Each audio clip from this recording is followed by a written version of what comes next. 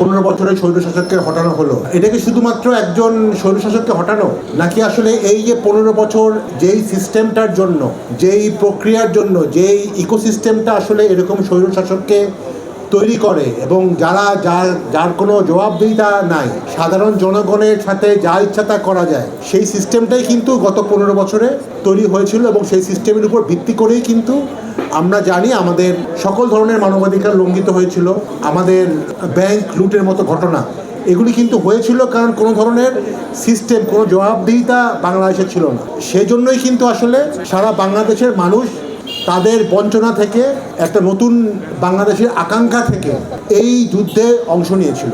1,500-এর বেশি শহীদের রক্তের বিনিময়ে, 20,000-এর বেশি পঙ্গুত্বের বিনিময়ে আমরা কিন্তু এই অর্জনটা করেছিলাম। এই যে জনতার একটা বিশাল জয়, সেই জয়টাই কিন্তু আসলে বিভিন্নভাবে প্রশ্নবিদ্ধ করা হয়েছে।